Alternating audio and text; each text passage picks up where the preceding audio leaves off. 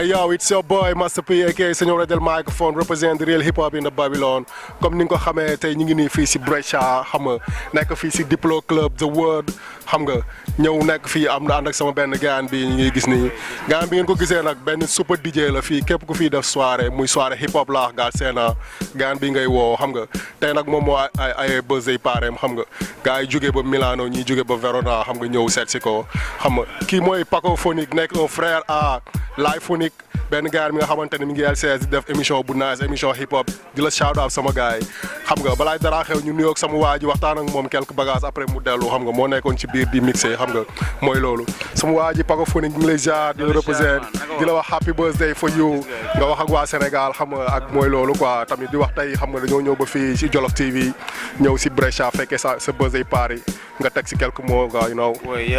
nice na quoi ma ne ko nice na yéen moom loo leen def baax na quoi gis nañ job yu nice yi ngeen di def xam nga tey mënoon ngeen toog fu ngeen nekk mais da ngeen ne non comme gars yi hip hop la ñuy def foog ñu dem seeti leen quoi di la bëggee yow lu bëree bëri parce que li nga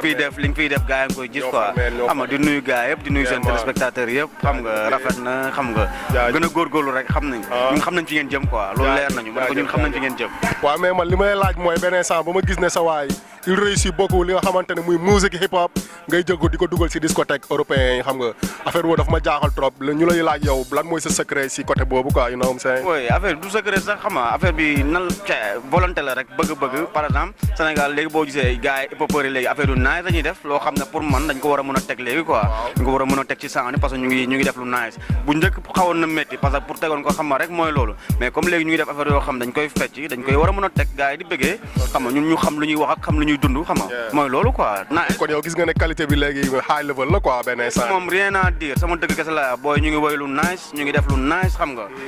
nice na quoi kenn mënatul wax lenn mais le problème qui se pose est-ce que yow duñu lay critiquer si biir yi ngay teg soit comment dirais-je sound hip hop gaal seen yi ngay teg est-ce que duñu la si critiquer mosoo dégg ay critique wala ñu ne la level bi xaw na basse wala yenn bagage sew yi quoi parce que bon gis nañ ne peut-être bon d'accord nekkul ne ñëpp ay def jobu qualité est-ce que yow ñëpp ngay teg wala dafa am loo si taamu dancehall wala hip hop sound wala whatever nga tegal ñu quoi. comme li nga wax rek li nga wax leer na lépp parce que ku fi def sound bu baax ñu tegal la ko quoi fii amul demal ma ñëw parce que ñun hip hop la ñuy dund sound bu baax ku fi def ñu tegal la ko ca buñ am na yenn sound yoo xam buñ ko tegul c'est parce que dañ ko sentirul quoi ñun dinañ jéem a def nag tout comme li nga wax nag critique moom du ñàkk parce que soirée moom boo fa ñëwee da ngay ñëw ak sa benn ak level bi ngay ñëwee quoi des fois mën nga ñëw ca public bi fekk public boo xam ne dañ lay wuyu ci carrément des fois nga ñëw public slow mais yaay jéem a def tout rek pour yëkkati leen lu métti nag mooy loolu yëkkati leen commencement bi quoi mais boo xasee ba yëkkati leen rek nice quoi après nga ni jéem maintenir nag ok waaw maintien bi am na solo quoi parce que gis nañ ne tey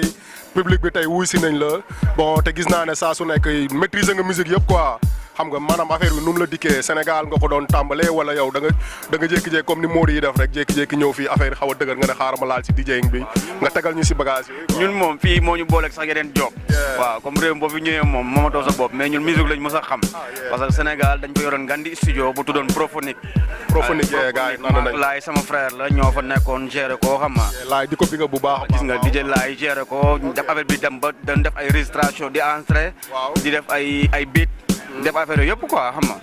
loolu moo indi musique ci man musique lu ma yàgg dund la def naa tamit formation DJ Pikine G-Base xam nga di ko bigga ba moom tamit xam nga musique daal noonu la ñuy dikkee ñu ñëw fii nag ba ñëwee fii du woon sax lu ñu bëggoon continuer dañ ko bëggoon continuer di ko dund nii rek mais du lu ñu bëggoon continuer mais ba ñëwee fii fekk fi loo xam ne ñu ne non musique bi warul demee nii fii quoi warul taxaw quoi dañ ko war a ñëw dundalaat ko booy tamit jàppale ñu ci parce que tamit xam nga affaire moom boo ko bëggee nit ñi bëgg la ci jàppale rek après nice quoi ñëw nañ fekk na booy tamit nekk dañ dafa mel loolu lañ doon xaar quoi ñoom ba ñëwee tamit ñoom ñu jàppale ñu ñu nekk ak ñoom xam nga di la wax rek man yow laay wax sax man yow dama lay bëggee yow xam nga dama lay bëggee parce que gis naa li ngay def ci mouvement bi quoi parce que nice na rafet na ma ne ko rafet na kenn amul lenn lu muy wax quoi franchement ñoo ngi seen ginnaaw waaw non rafet na non doo nekk suñu ginnaaw yow yaa ngi suñu kanam waaw gis nga comme li may wax rek respect day daw si waa ji xam nga man parce que mooy lu ma la wax nii xam nga nekkul ne man n'importe comment laay jógee pour dem di kii quoi mais dama gis li muy job xam nga respect daw saa su nekk nii xam nga benn affaire bi xaaruma sax mu yëgal ma quoi yaa ngi fil man maa gis ne action bi dama war a ñëw teew xam nga représente ko parce que mi ngi teg action boo xamante ni def comme li ma la wax nii képp kuy def la promotion du mouvement hip hop Galsen ñun dañ lay bég ab saa su nekk di la jox respect quoi kon sama gars yi xam naa ne gars yi ñu ngi la yàkkamti si biir dama lay jox nga def sa dernier mot après ma bàyyi la nga dem yëngal bagage yi quoi you know et puis jëlal ma daal yi quoi tey gis nga ko de jëlal ma daal yi tey xam nga tey da ko méttil carrément nii xam nga def style africain bi nii gën xam nga mooy diversité bi quoi nga def sa dernier tubaab bi li lañ leen mën a jaaxale xam nga rek boo nekkee seen biir ñoom da ngay def loo xam ne bokkul ak ñoom li ñuy def xam nga affaire bi fit la rek quoi posé nekk waaw ñu ngi bëggee gaa yëpp nag xam nga di rafetlu ñu fi teew ñëpp kontaan ñu teewul tamit ñu ngi leen rafetlu parce que am na motif lu tax ñëwuñu quoi waaw di leen bëggee ñëpp gaan seen job sa kaw sa kanam mouvement hip hop raw ba faw waaw kooku amul demal ma ñëw kon dégg nga ko rap Jolof forever man ñu bàyyi sama waa ji mu dem xam nga yëngal bagage yi non seen mbokk la woon Master P ak Mr Paco Phonic forever represent hip hop sound